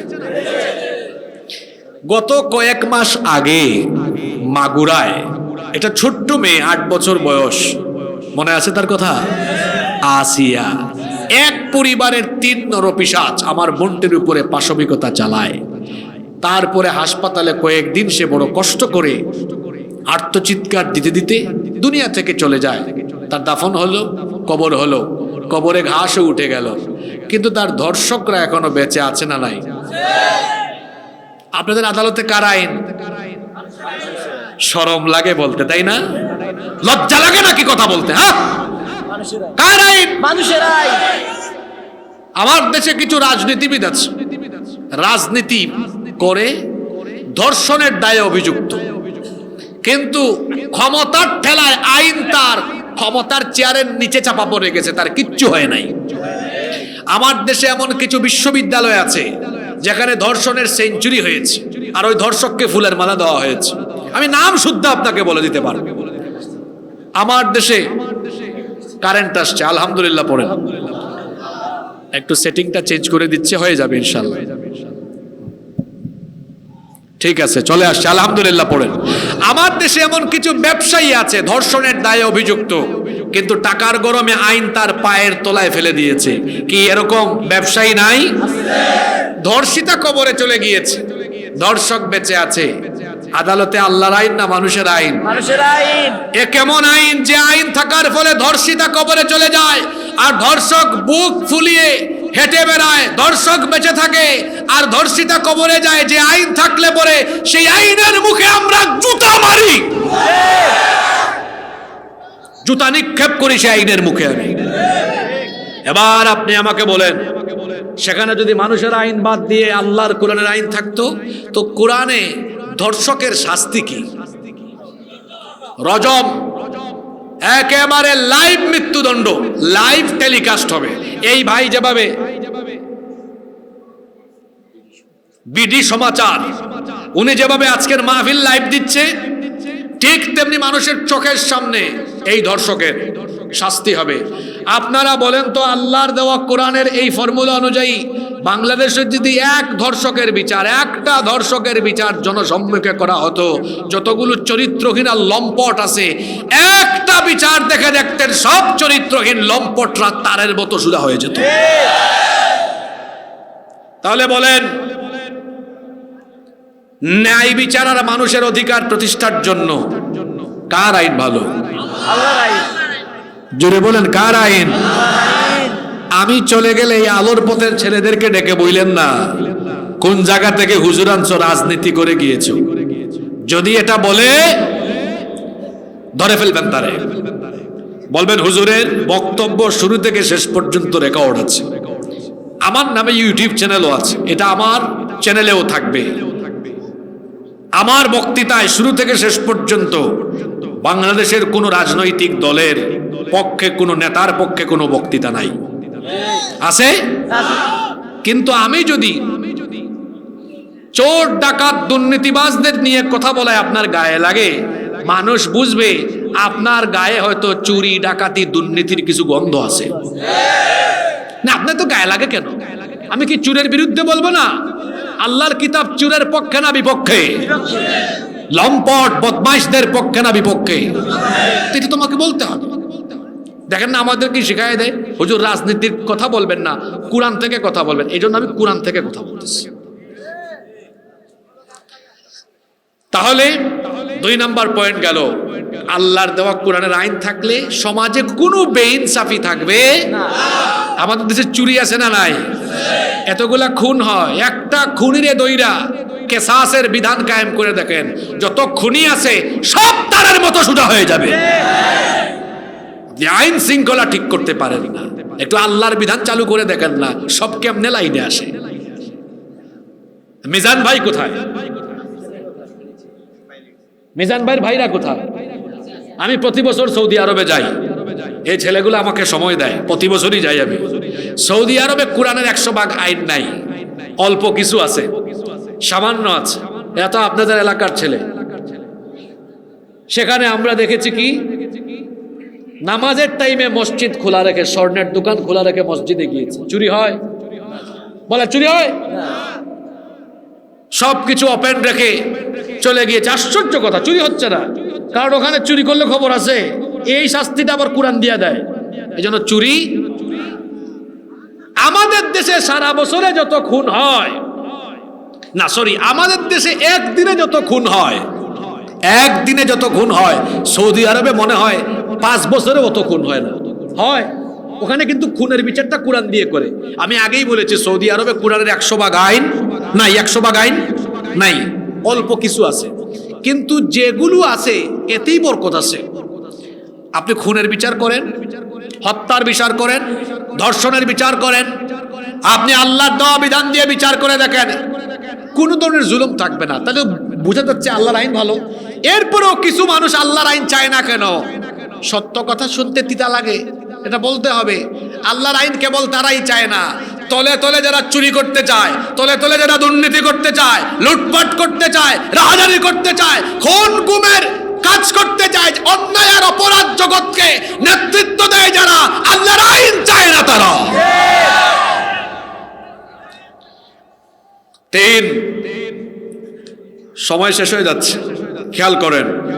নাম্বার 3, আল্লাহর আইন থাকলে সব ধর্মের মানুষ আরামে থাকবে। কথাটা কি বললাম? সব ধর্মের মানুষ। কোরআন কি কোনো ধর্মের জন্য নাজিল হয়েছে নাকি সব মানুষের জন্য? এটা তো হুদাল লিন্নাস, সব মানুষের জন্য হেদায়াত। এজন্য আল্লাহ তাআলা বলেছেন, হাদা বায়ানুল লিন্নাসি ওয়া হুদান ওয়া মাউইযাতান ওয়া বুশরা লিল মুসলিমিন। হাদা বায়ানুল লিন্নাস, এটা হলো সকল মানুষের জন্য সুস্পষ্ট বর্ণনা। এই কোরআন আল্লাহ সকল মানুষের জন্য নাজিল করেছেন। কোরআন দিয়ে যদি সমাজ চলে, সেই সমাজের প্রতিটি মানুষ নিরাপদে থাকবে, সুরক্ষিত থাকবে, তাদের নিরাপত্তার ব্যত্যয় ঘটবে না। হোক না সে হিন্দু, হোক না সে বৌদ্ধ, হোক না সে খ্রিস্টান, হোক না সে যে ধর্মেরই মানুষ, সে সেখানে নিরাপদে থাকবে, নিরাপত্তার সাথে থাকবে। কারণ আমার আল্লাহর কিতাব এমন, আমার ইসলাম এমন। আমার আল্লাহ বলেছেন, খবরদার, তোমাদের সাথে বসবাস করা কোনো অমুসলিমদের উপরে হামলা চালায়ও না, তাদের উপর জুলুম করো না, বাড়িঘর লুটপাট করো না। এমনকি তারা যে পূজা অর্চনা উপাসনা করে তাদের দেবতাদেরকে পর্যন্ত গালি দিও না। আমার আল্লাহ নিষেধ করে দিয়েছেন। কোরআনে কারীমের 6 নম্বর সূরা সূরাতুল আনআমের 108 নম্বর আয়াতে আল্লাহ বলছেন, ওয়ালা তাসুব্বুল্লাযীনা ইয়াদউনা মিন দুনিল্লাহি ফায়াসুব্বুল্লাহা আদুওয়াম বিগাইরি ইলম কাযালিকা যায়্যান্না লিকুল্লি উম্মাতিন আমালাহুম সুম্মা ইলা রাব্বিহিম মারজিউহুম ফায়ুনাব্বিউহুম বিমা কানু ইয়ামালুন। আল্লাহ তাআলা বলছেন, যারা আল্লাহকে বাদ দিয়ে অন্যদেরকে উপাস্য বানিয়ে ডাকে তাদের দেবতাদেরকে তোমরা গালি দিও না, কারণ তুমি যদি তাদের উপাস্যকে তাদের দেবতাকে গালি দাও অজ্ঞতাবশত এরাও তোমার আল্লাহকে গালি দিয়ে দিবে। তাহলে অন্য ধর্মের উপাস্যকে পর্যন্ত গালি দিতে নিষেধ করেছেন কে? দেখছেন ইসলাম কত সুন্দর। আবার নবীজি বলেছেন, কারো উপাসনালয়ে হামলা চালায়ও না, কারো উপাসনালয়ে হামলা চালায় না। নবীজি যখন কোথাও কোনো সেনাবাহিনী পাঠাতেন তাদেরকে বলে দিতেন, কোনো ধর্মীয় উপাসনালয়ে সেই ধর্মের পণ্ডিতদেরকে এবং তাদের নারী বৃদ্ধ শিশুদের উপরে হামলা চালায় না, বাড়িঘর লুটপাট করো না। আল্লাহ কোরআনের অন্য আয়াতে নিষেধ করেছেন যে কোনো অমুসলিমের উপরে জুলুম করো না, কারণ সে অমুসলিম হলেও তার প্রথম পরিচয় সে মানুষ, তার প্রথম পরিচয় সে কি? তাহলে দেখেন তো, ইসলাম কি সাম্প্রদায়িক দাঙ্গা লাগায় না সম্প্রীতির শিক্ষা দেয়? আপনারা শুনতেছেন আমার কথা? সম্প্রীতির শিক্ষা দেয়। আমাদের পাশের দেশ থেকে মাঝে মাঝে আমাদের দেশে উস্কানির আগুন লাগানোর তারা চেষ্টা করে, কয় বাংলাদেশে যদি কোনোদিন ইসলামী হুকুমত এখানে কায়েম হয় তো হিন্দুর কি হবে, বৌদ্ধের কি হবে, খ্রিস্টানের কি হবে? আরে বাপরে বাপ, মায়ের চাইতে মাসির দরদ বেশি। তা আমরা বলি হিন্দু বৌদ্ধ খ্রিস্টানদের কি হবে? যদি তাদের কথা অনুযায়ী সত্যি সত্যি এ ধরনের পরিস্থিতি হয়ে যায়, তাহলে হিন্দু বৌদ্ধ খ্রিস্টানরা অতীতে এত আরাম সুখ তারা হয়তো পায় নাই যতটা আরাম তারা এই হুকুমাতের ভেতরে পাবে। কেন? কারণ মায়ের কোলে শিশু যেমন নিরাপদ, ঠিক তেমনি ইসলামী হুকুমতের অধীনে থাকা মুসলমানদের কাছে অমুসলিমরাও নিরাপদ। তাদের বাড়িঘর, তাদের জায়গা জমি, তাদের উপাসনালয়, তাদের গির্জা মন্দির পেগুডা, তাদের পূজা মণ্ডপ সব নিরাপদ। কারণ কোন মুসলমান তাদের বাড়িঘর পূজা মণ্ডপ ধর্মীয় কাজে বাধা দিবে না, বরং তাদের সুরক্ষা নিরাপত্তার 100% ব্যবস্থা করবে। পাশের দেশের দাদারা যখন এই কথা বলে, আমি বলি নিজের চরকায় তেল দাও। আমার পূর্বপুরুষরা ভারতকে 800 বছর শাসন করেছে। কত বছর? মুঘল সাম্রাজ্যের ইতিহাস জানেন না আপনারা? 800 বছরে আমার পূর্বপুরুষরা ভারতে কোনোদিন হিন্দুর মন্দির দখল করে মসজিদ বানায় নাই, কোনো ইতিহাস নাই এরকম। 47-এ যখন ব্রিটিশরা ভারত ছেড়ে চলে গেল, 47 থেকে 25 এদের ইতিহাস ভালো না। এরা মসজিদে হামলা চালিয়েছে, কাশ্মীরে হামলা চালিয়েছে, আমাদের ভাই বোনদেরকে মেরেছে, মুস্কান নামক একটা মেয়েকে লাঞ্ছিতা করেছে, তাবরিজকে পিটিয়ে মেরেছে। ভুলে গেছেন নাকি আপনারা? শুধু তাই নয়, এরা এতটাই উগ্র, এতটাই অসভ্য, এতটাই বর্বর, এতটাই সন্ত্রাসী, এরা আমাদের শত শত বছরের ঐতিহ্য বাবরি মসজিদ দখল করে রাম মন্দির বানিয়ে পৃথিবীর 200 কোটি মুসলমানদের কলিজায় আগুন লাগিয়ে দিয়েছে। তোমরা আমাদেরকে সভ্যতার সবক দাও, তোমাদের মুখে সভ্যতা সম্প্রীতির সবক মানায় না, এটা আমাদের মুখে মানায়, কারণ আমরা কোনোদিন কোনো অমুসলিমের উপাসনালয় দখল করি নাই। এই যে আমাদের দেশে তো ওয়াজ মাহফিল হয়, কোনো হুজুর কি বলে মাহফিলে, যান অমুসলিমের বাড়িঘর সমান তালে দখল করেন, জায়গা জমি দখল করেন, অমুসলিমদের উপাসনালয় পুড়ায়া দেন, তাদের উপর জুলুম করেন। কোনো হুজুর আজ পর্যন্ত কোনো মাহফিলে এমন কথা বলেছে? বলে নাই। এই আমি একটু আগে কি বললাম, আমার দেশে হিন্দু বৌদ্ধ খ্রিস্টান যারাই আছে, এই পরিচয়ের আগে তার আগের পরিচয় হলো সেই বাংলাদেশের নাগরিক। এজন্য এই দেশে আমরা দেশের নাগরিক হিসাবে আমরা সবাই মিলেমিশে থাকব। আল্লাহর কিতাব আমাদেরকে এইটাই বলে যে এই কিতাবের হুকুমতও যেখানে চলবে, অমুসলিমরা তার পরিপূর্ণ অধিকার নিয়ে বসবাস করবে, তাকে মুসলমানরা কখনো ক্ষতি সাধন করবে। প্রধান অতিথি আসতেছে, একটু অপেক্ষা করেন, আর 2টা পয়েন্ট। 1 নাম্বার বলেছি, দেখি একটু রিভিশন দেই তো, আল্লাহর কিতাব থাকলে কোনো গরিব, দুঃখী, অনাহারী, ক্ষুধার্ত। 2 নাম্বার অবিচার। আসলে ন্যায় বিচার দরকার, কত মানুষ ন্যায় বিচার না পাইয়া অবস্থা সিরিয়াস। এই কাজগুলো একটা দেশের মানুষ ভালো থাকার জন্য 1 নাম্বারে পেটে খাবার থাকা লাগে। মানুষের মৌলিক চাহিদা আছে না, অন্ন, বস্ত্র, বাসস্থান, শিক্ষা, চিকিৎসা। তবে সবার আগে সচ্ছলতা থাকা লাগে। পকেটে টাকা আর পেটে খাবার না থাকলে ওয়াজও মজা লাগে না। কথা ঠিক আছে? এজন্য সামনে খাবার আর নামাজেরও টাইম। মাসালা কি, আগে নামাজ না আগে খাবার? আগে খাওয়া, আগে খাওয়া, এরপর নামাজ। কারণ ক্ষুধা থাকলে নামাজে খুশিও থাকবে না। এই জন্য আগেই আজকে 1 নম্বর পয়েন্ট হয়েছে খাবার ঢুকানোর ওয়াজ। অর্থনৈতিক মুক্তি আসবে কার আইন মানলে? আল্লাহর আইন মানলে। 2 ন্যায় বিচার প্রতিষ্ঠা হয়ে যাবে। 3 সব ধর্ম, বর্ণ, শ্রেণী পেশার মানুষ নিরাপদে থাকবে, কারো কোনো রকমের অসুবিধা হবে। কষ্ট হয়ে যাচ্ছে মনে হয় বেশি।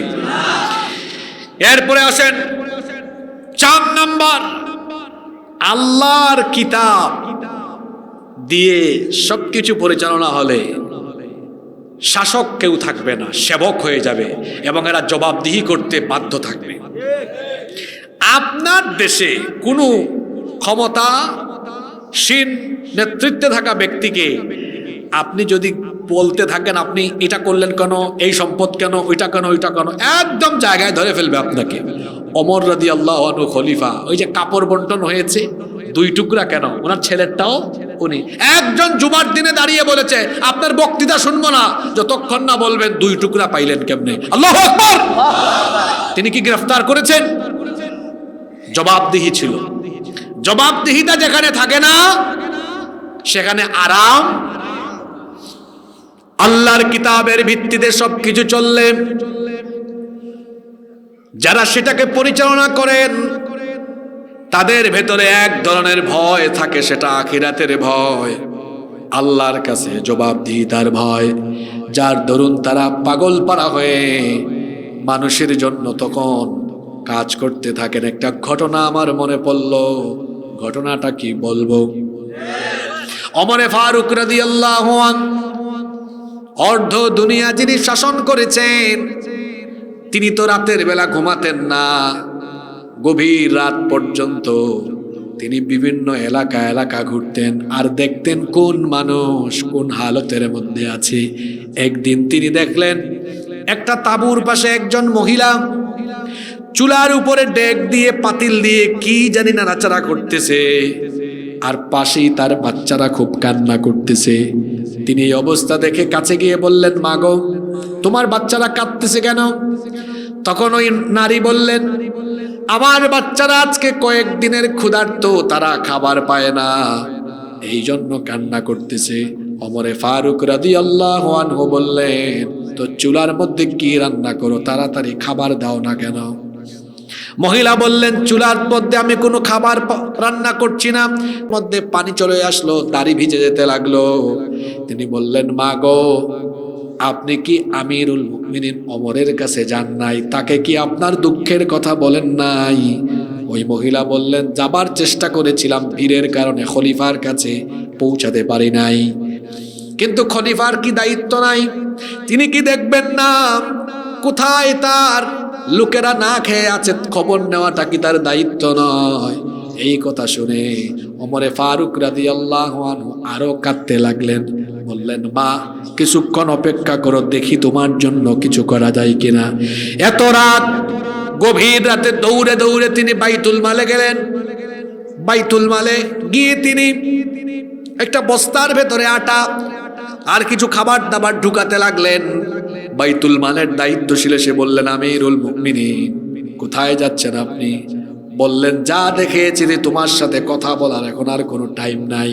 এটা বলেই তিনি যখন বস্তাটা নিজের কাঁধে উঠাতে যাবেন, দায়িত্বশীল ওই ব্যক্তি বললেন, বস্তা নিয়ে যাওয়ার দায়িত্ব তো আমার, আপনি কেন নিয়ে যাচ্ছেন? আমিরুল মুমিনিন, আমারে বস্তাটা দেন।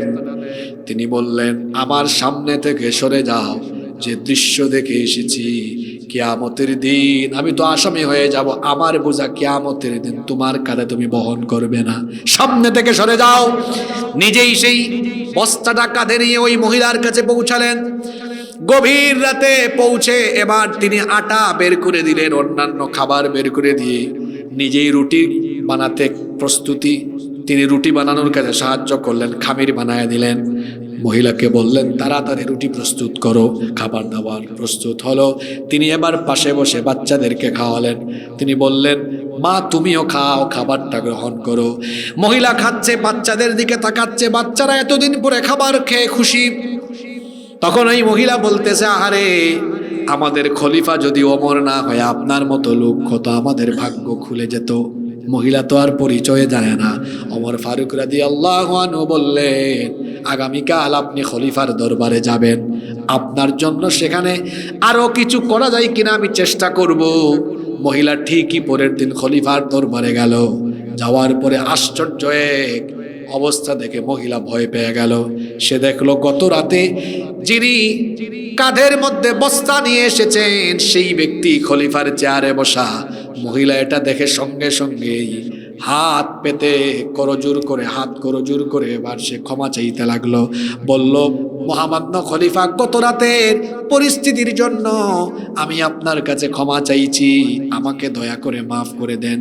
ওমরে ফারুক রাদিয়াল্লাহু আনহু বললেন মাগো উল্টা ক্ষমা চাই আমারে লজ্জা দিও না, বরং আজকে আমি আমার সভাসদ ক্যাবিনেটের সামনে আপনার কাছে প্রকাশ্যে ক্ষমা চাইছি। আমি যে সময় মতো আপনার কাছে খাবার পৌঁছাতে পারি নাই, এই জন্য কিয়ামতের দিন ওমরকে আপনি আসামির কাতারে দাঁড় করাইয়া দিয়েন না। এমন যদি হতো আমাদের নেতা হতো ওমরেরই মতো হতো, আবু বকরের মতো। হাইমচরের মানুষ চাই কি চায় না? এরা চায় না, কপাল পুরা, রাস্তাঘাট এরকমই থাকবে। এমন যদি হতো আমার দেশের নেতা হতো ওমরেরই মতো হতো, আবু বকরের মতো। জনগণের খোঁজ খবর নিত রাত দুপুরে, ঘুরে ঘুরে দেখতো কি কেউ আছে অনাহারে। আমার দেশের মা বোনেরা লাঞ্ছিতা হতো না, আমার দেশের কৃষক শ্রমিক বঞ্চিত হতো না। ধনী গরিব ভালোবাসার জীবন ফিরে পেত, যদি আমাদের নেতা হতো ওমরেরই মতো হতো, আবু বকরের মতো। ঠিক কিনা? আল্লাহর কিতাব গ্রহণ করেন আর আল্লাহর কিতাব বলা লোকদেরকে দায়িত্ব দেন, বদলে যাবে ইনশাআল্লাহ। ইনশাআল্লাহ বাংলাদেশে এখন আলেমরা ঐক্যবদ্ধ। আপনারা খুশি না বেজাত? এতকাল আপনারা আমাদেরকে বলতেন হুজুর আপনারা ওয়াজ করেন, আপনারা এখন না কেন? কিন্তু আমরা তো এক হয়ে গেছি। হুজুররা এক হয়ে গেছে না? এখন সব এক হয়ে গেছে। এটা দেখে পাশের দেশের দাদাদের রাতের ঘুম হারাম।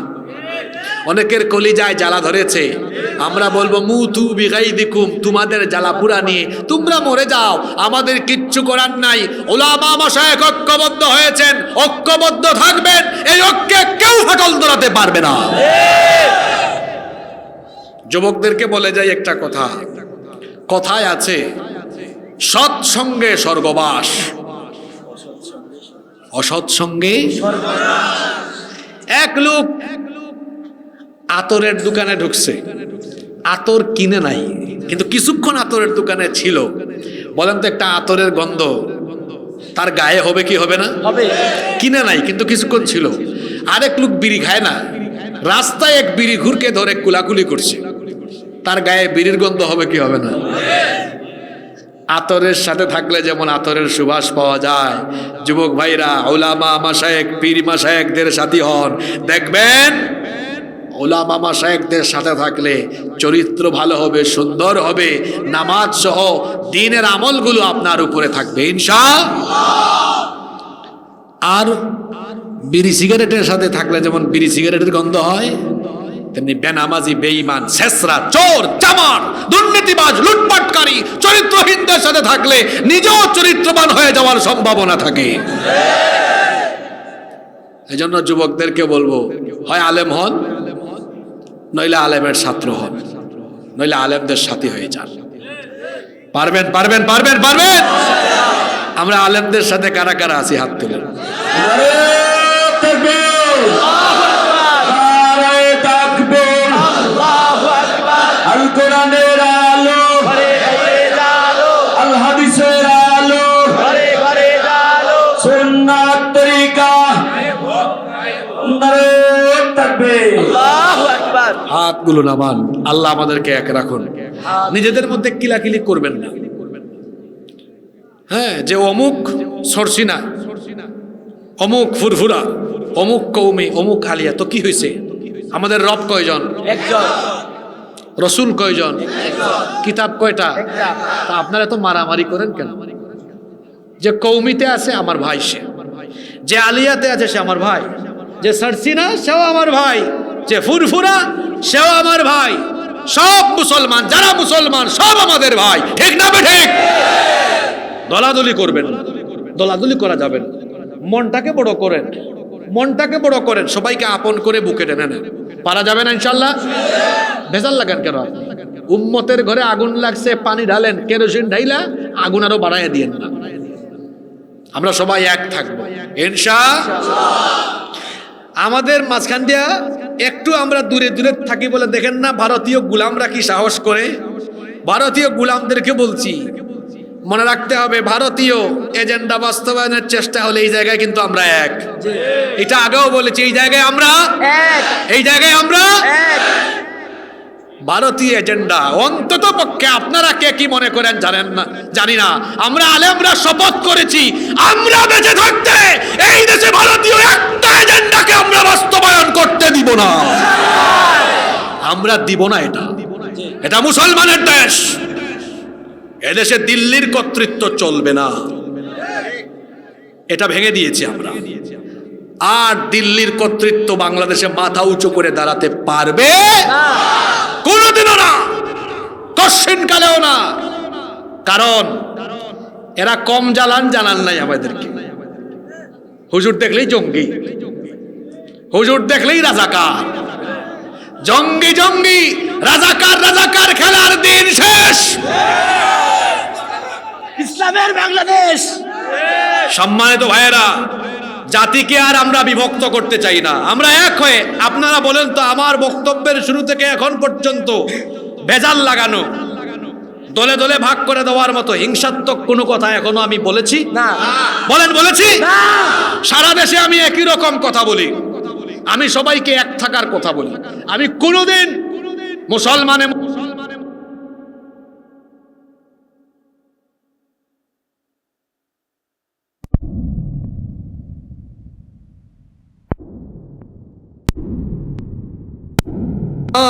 জীবন শিবানী কুরাত, তবে কেন এক নও হে মুসলমান? এক হও করিয়াও বান। আল্লাহ আমাদেরকে এক বানিয়ে দেন, আমিন। প্রধান অতিথি রেডি করেন। আজকের 5 নাম্বার পয়েন্ট হলো, আল্লাহর কিতাবকে আমরা যদি, প্রধান অতিথির কথা বলা কয়েকদিন যে মুচকি হাসি মারছে। আচ্ছা, খায় আসেন নাই? কে কে হাত তুলেন তো? মানে বাড়ি থেকে খায় আসেন নাই? কে কে হাত তুলেন? আরে বাপ রে বাপ, চিন্তা করেন, মানে বরকতি খাবার খাওয়ার জন্য বাড়িরটাও খায় নাই। অসুবিধা নাই, বেশিরভাগ খেয়ে আসছে, এই জন্য আওয়াজও আছে। আওয়াজ তো থাকবেই। যে তেলা ইলিশ খায়, এত সুন্দর সুন্দর ইলিশ খাইয়া সবার চেহারা ইলিশ মাছের মতো সুন্দর হয়ে গেছে। আপনারা ইলিশ মাছ আনছেন নাকি আমার জন্য? নাই? কেউ বলে আছে, কেউ বলে নাই। কার কথা বিশ্বাস করতাম? আচ্ছা, আমরা শেষ পয়েন্ট কথা বলছি। আল্লাহর কিতাব যদি আমরা গ্রহণ করি, তাহলে মনে রাখবেন কোনোদিনও নীতির পরিবর্তন হবে না। কথাটা অনেকে বুঝে নাই, তো একটু উদাহরণ দিয়ে বুঝাই। মনে করেন আপনাদের এই গ্রামের নাম হলো ছোট বড় লক্ষ্মীপুর, আছে নাকি? আচ্ছা, ছোট লক্ষ্মীপুর, এইটা একটা সমাজ, একটা গ্রাম চালানোর জন্য আপনারা আমার এই সম্মানিত বাবাকে দায়িত্ব দিলেন। আমরা আমাদের এই বাবাকে বললাম, আপনি আমাদের সমাজটা চালান। তো উনি তখন সমাজ চালানোর জন্য কিছু আইন বানাইলেন যে এই সমাজে এটা করলে এই শাস্তি দেওয়া হবে, এটা করলে ওই শাস্তি দেওয়া হবে, একটা আইন বানালেন। একটা পর্যায়ে উনি যখন দায়িত্ব থেকে অপশন নিলেন, দায়িত্ব উনারে দিলেন। উনি দায়িত্ব পেয়ে মনে করলেন, আরে বাপরে বাপ, আমার আগের বাপ তো কিছু কিছু আইন বানাইছেন, এটা আমার আর আমার চেলা সামুন্ডাদের সাথে সাংঘর্ষিক আছে, আপনাদের কল্যাণে কিছু আইন আমি কারেকশন করছি। উনি বদলাইছে, আসলে আপনাদের জন্য না, উনার নিজের জন্য। এরপরে আমাকে দিল, ওনার দায়িত্ব শেষে আমিও কিছু বদলাইলাম, এরপরে উনাকে দিল, উনি কিছু বদলাইলো। এইরকম করে আপনাদের দেশে এই পর্যন্ত আপনাদের দেশ পরিচালনার যে সংবিধান একখানা আছে, ওইটা পরিবর্তন করছে 17 বার। কতবার? 17 বার। আপনারা কি মনে করেন এটা আপনাদের কথা চিন্তা করে পরিবর্তন করা হয়? বুকার স্বর্গে বাস করেন আপনি। এটা তার নিজের সব স্বার্থ ঠিক থাকে, ক্ষমতাটা ঠিকঠাক থাকে, বেশি পাকাপুক্ত থাকে, ওইগুলা চিন্তা করে এটারে কারেকশন তারা করে। বুঝছেন কিনা? তাহলে মানুষের তৈরি আইন থাকলে ব্যক্তি পরিবর্তনের সাথে সাথে আইন ঠিক থাকে না, পরিবর্তন হয়।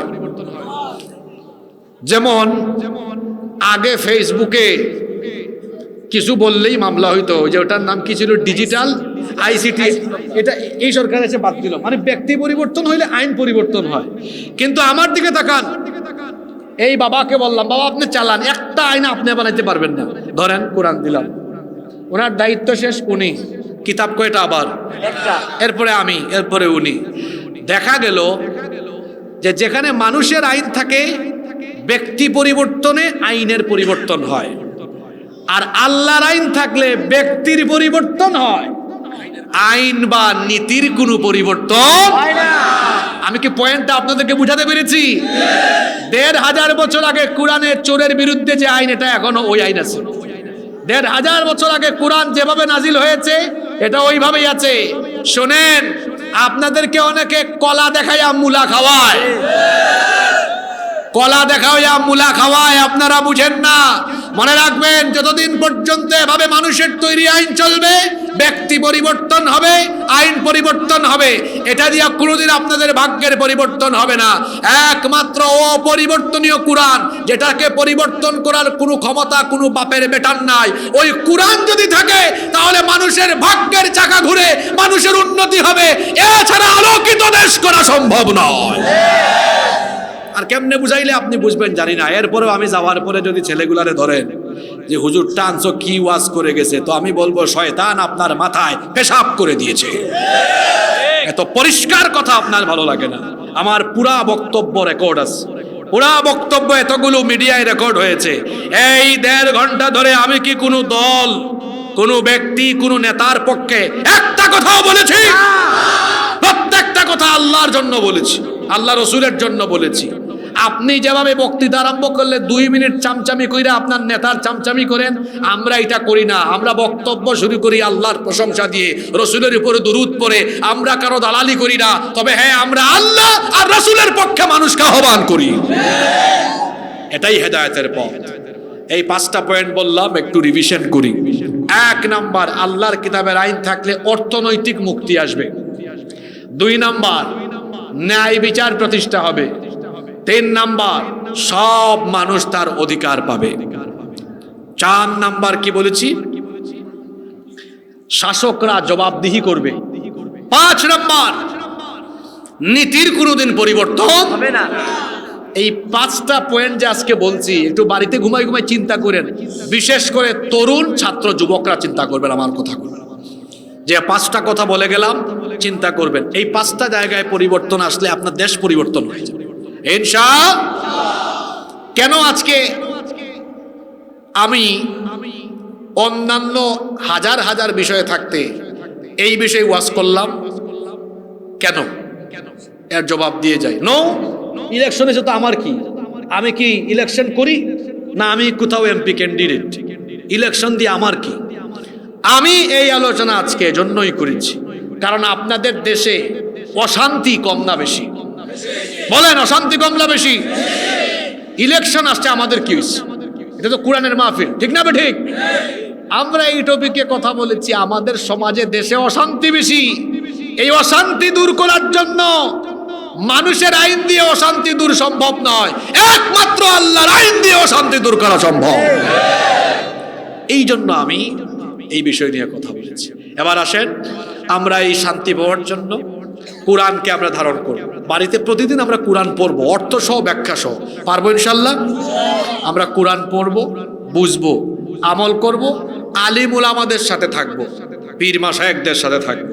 তবে আবার ভণ্ড পীর না, কিছু পীর আছে আমাদের সে হুক্কুর হুক্কুর করে, আছে না? হুক হুক হুক হুক, এটা দেখলে মনে হয় তার হাফানি উঠে গেছে। আমার দেশে এমন অনেক পীর মাশায়েখ আছে, এরা মাজারকে বাজার বানায়া ব্যবসা করে। জি আবার মনে করেন না যে হাসিবুর রহমান হুজুর কি পীর বিরোধী নাকি? আপনি পীর কারে চিনান? আপনার বাড়ি চাঁদপুর, কয়টা পীর পাইছেন আপনি? আমার বাড়ি কোথায় জানেন? সিলেটে। 360 পীরের এলাকায় আমার বাড়ি। আপনি আমার পীর চিনান? আমরা তো হযরত শাহজালাল রহমতুল্লাহ আলাইহির রুহানি সন্তান আমরা। আপনি আমাদেরকে পীর মুরিদি শিখান? আমরা বড় পীরের এলাকার মানুষ একদম। শাহজালাল, শাহপরান রাহিমাহুমুল্লাহ এই সিলেটের মাটিতে ঘুমিয়ে আছেন। 360 জন অলি সিলেটে ঘুমিয়ে আছেন। আপনি আমারে বলেন পীর বিরোধী? আমাদের চেয়ে পীর প্রেমিক আপনার চাঁদপুরে নাই তো? পীরের এলাকার মানুষ আমরা হক্কানি রব্বানি পীর মাশায়েখদের বিরুদ্ধে কোনোদিন কথা বলি না। আমি নিজে অনেক পীর সাহেবদের দরবারে মাহফিলে যাই, শুধু আড়াইবাড়ি দরবার না, বাংলাদেশে আরো কিছু দরবার আছে যেখানে আমি নিজে মাহফিলে পর্যন্ত যাই। তাদের সাথে আমাদের ভালো সম্পর্ক। কিছুদিন আগে আমি ফুরফুরা দরবারেও ভিজিট করে এসেছি। ফুরফুরার পীর সাহেবের সাথে বিভিন্ন জায়গায় দেখা সাক্ষাৎ হয়। পীর মাশায়েখদের সাথে আমাদের সুসম্পর্ক আছে। পীর মাশায়েখদেরকে আমরা মহব্বত করি, শ্রদ্ধা করি। তবে যারা পিরাকির বেশ ধরে ভণ্ডামি করে, মানুষের ঈমান আকীদাকে ধ্বংস করে, তাদের সাথে কোনো মুসলমানের সম্পর্ক নাই। দেখেন না কি এগুলো কি? এটা নাকি জিকির? তো জিকির করলে তুমি স্পষ্ট ভাবে করো, এই হাফানি রুগীর মতো এরকম করো কেন? সুন্দর করে বলো লা ইলাহা ইল্লাল্লাহ সুবহানাল্লাহি ওয়া বিহামদিহি সুবহানাল্লাহিল আযীম। স্পষ্ট করে বলতে সমস্যা কোথায়? ওই দিন আমার একজন দেখাই দিছে, হুজুর দেখেন ফেসবুকে কি করতেছে, আমি বললাম এর কি কুষ্ঠকাঠিন্য হইল না হাফানি হইল? এর চিকিৎসা করানো দরকার। অথচ কোনো হক্কানি রব্বানি পীর মাশায়েখগণ তারা কখনো মানুষকে শিরক বেদাতের শিক্ষা দেয় না, তারা দেন না। সুতরাং যে সকল পীর মাশায়েখগণ মানুষদেরকে কোরআন সুন্নাহর দিকে ডাকেন, তাদের সাথে আমাদের সম্পর্ক আছে, সম্পর্ক থাকবে, মহব্বত থাকবে। কেন এখন কি আলেম উলামাদের সাথে পীর মাশায়েখরাও ঐক্যবদ্ধ হচ্ছেন না? তো কোনো ঝামেলা আছে আমাদের মধ্যে? ঝামেলা শুধু হুক্কুর হুক্কুর। ওই হুক্কুর হুক্কুর যেদিকে আমরা নাই, সেদিকে হক্কানি রব্বানি পীর মাশায়েখ যেই দিকে আমরা আছি। এইদিকে। আশা করি কথাগুলো বুঝতে পেরেছেন।